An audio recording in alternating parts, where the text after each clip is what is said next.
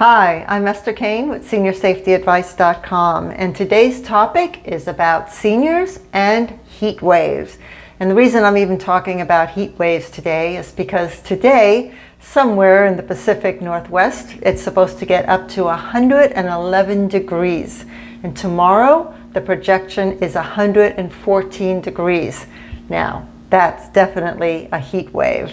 And there are so many seniors every year that die because of heat and heat-related causes that I think it's a topic worth talking about now at the beginning of summer. And hopefully this video, the information in this video, can help you and your senior loved ones to survive and see the end of summer safely and healthy.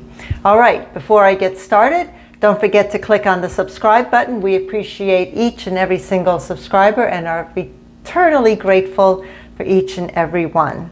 All right, so I'm going to talk about things like why are the elderly susceptible to heat, and what are the signs of too much heat, and what you can do about it. What are the precautions? So why are generally seniors susceptible to heat? Dr. Contaxis is a medical doctor at an medical emergency doctor in Rancho Mirage, California. I hope I pronounced that right. Anyway, his quote is, "The elderly have a little more difficulty regulating temperature. Based on neurological issues, oftentimes they'll have coexisting medical problems that can lead them to have more sensitivity to heat, especially with some of the type of medicines that they may be on." And so not only is it a biological factor, an issue in their own body, but also some of the medication that they may be taking and some of the illnesses that they may be suffering from that is causing them to be more hypersensitive to heat and to cold as well. I was just speaking with my mom-in-law last Sunday, and she lives in South Florida.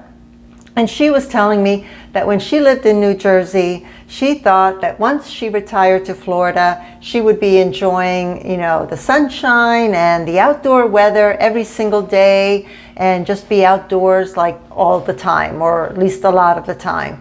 But the reality, it turned out to be, was that she is indoors so much because of the heat.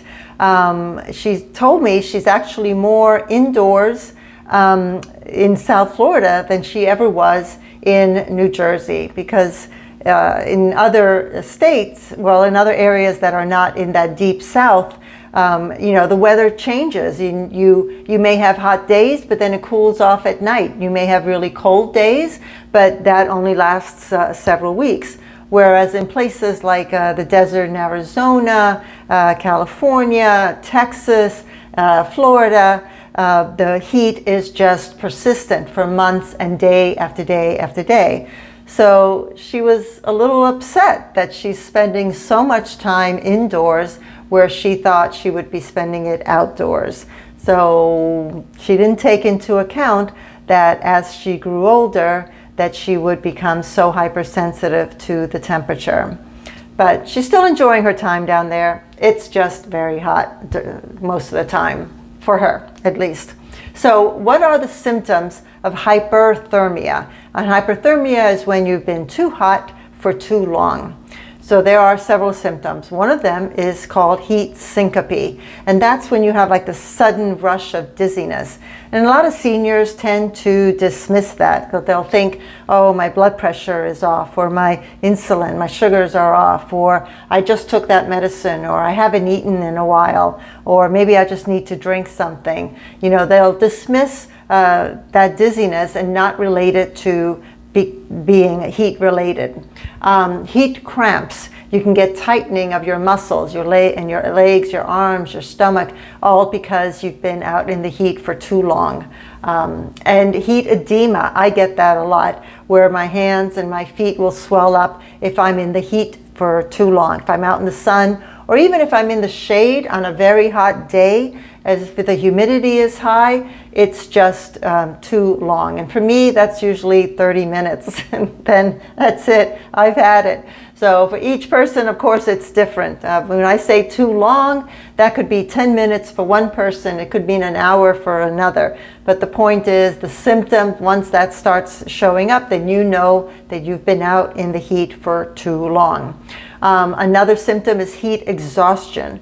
And that's when you're feeling thirsty and dizzy and you're excessively sweating and you just feel weak and you're nauseous and you become uncoordinated. That is definitely all signs of heat exhaustion, time to get inside, time to get anywhere where it's cool, and definitely time to get hydrated. The very last final symptom would be heat stroke. And you do not want to get a heat stroke because that can definitely be fatal. Basically, with a heat stroke, your brain and other internal organs begin swelling up, and that definitely cause you to die. So what are the symptoms of a heat stroke?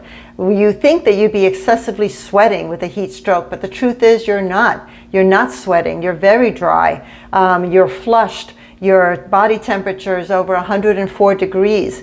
You become very moody. Well, yeah, you're not feeling well, and plus your brain is swelling. So, of course, heat stroke can definitely be fatal. So if you have any of those symptoms, if you have any of these symptoms, heat syncope, heat exhaustion, heat cramps, heat edema, any of those, and you can't get someplace to cool off, you can't get hydration, some ice on you, whatever, you definitely want to call 911.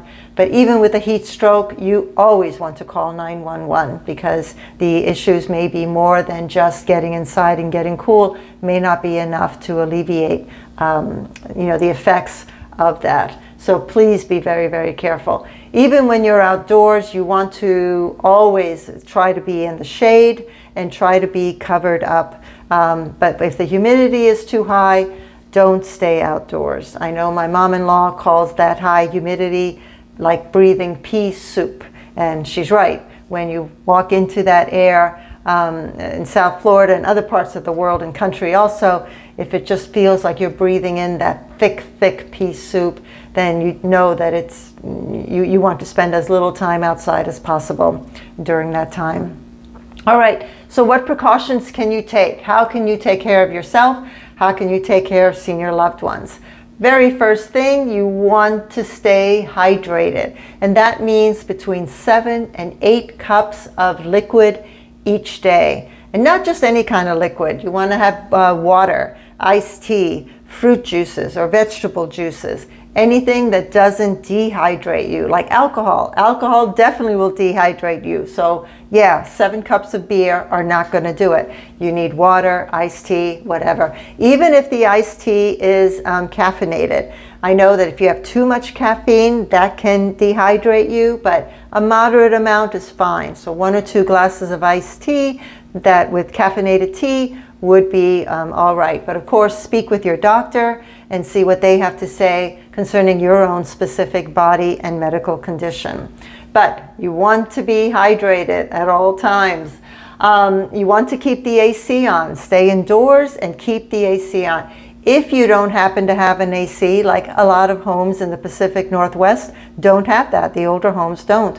So then you want to get out. You want to get to a coffee shop, a museum, a library, grocery store, anywhere, the mall, anywhere that you can go that has AC, and stay there during the hottest part of the day, and just keep cool. And hopefully, maybe you may want to consider getting an AC unit, even if it's just one of those portable ones in your home. All right, you want to keep your shades down. You don't want that sun coming in, heating up your house, not only because it just heats up the house, but if you do have an AC unit, it forces the AC unit to run much harder. And since everyone else is using their AC unit, that could definitely put a strain on your particular grid, on your power grid. So you don't want that power grid to go down during a heat wave. So keep your shades down, keep the curtains closed during the hottest part of the day. You don't have to live in a cave 24 hours a day, but during the hottest part of the days, you do want to keep them shut, closed, or at the very least, down very low, so just a little light comes in. You want to use your kitchen oven and stovetop sparingly. This would be the time to have salads or cold sandwiches or fruit. Now I know dietary restrictions are going to play a part of that, and I completely understand. I mean, my own mother hated eating anything that was cold. It always had to be a little cooked, a little warm. So I completely understand that. If you can use the microwave, that would be better, so that you don't have to heat up the house with the elements on the stove or the oven. Just during those days, during the very, very hot days. You want to avoid outdoor exercise and activities during those very hot days. And if you do have to go outside for any reason, try to make it as short as possible and exert as little as possible. So try to avoid that. So if you're a family member and you're planning a picnic and you want to take your elderly parents or grandparents out to the picnic, be very be very wary, I think that's the word, of what the temperature is going to be. If it's going to be very hot, you don't want them to be out in the middle of the park during the heat for too long. And again, too long could be 10 minutes for one person and an hour for another person. So if they tell you they don't want to be outside for that length of time, please be respectful of that, but be also, cognizant of the fact that that may not be a good activity to do that day. At least not far away in a park. Maybe you can change the picnic to their backyard where it's easier for them to get indoors after a certain amount of time. So be flexible with that. You want to avoid crowded places. And of course, the more people in any one place, the more heat is generated. So you want to avoid, if a particular coffee shop is almost always crowded and you need to get into some AC, then maybe you want to go someplace else like a mall or another coffee shop that is not as crowded. And that's a good suggestion anyway these days with COVID. You want to avoid crowds in any indoor places anyway.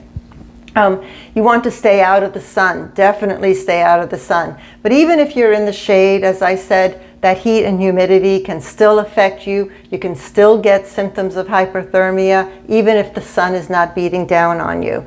But if you have to be out in the sun for a length of time, please wear a big hat, wear light clothing that covers your arms and your legs, just so that the sun is not pounding on any part of your skin. It's just not healthy for your skin anyway, either. And very lastly, you want to keep an eye on each other. So if you're a senior person, you want to have a circle of friends, family, whatever that you're calling throughout the day. Make sure they're okay, especially if they don't have an AC unit. Make sure they have enough water. And you want to keep just checking up on each other to make sure that everyone is surviving it. We all want to survive the summer, to see the beautiful autumn and winter that will be coming after summer. All right, so those are my tips on how to keep safe during a heat wave and what to look out for. And hopefully these tips will help you and your family members to stay safe during these next few months. All right, so if you like this video, click on the like button. Please give us your comments. Let us know what you do to keep yourself cool during the summer months. And of course, if you haven't subscribed yet, click on the subscribe button. And I guess we'll see you next Friday. Thank you. Take care. Stay safe. Bye.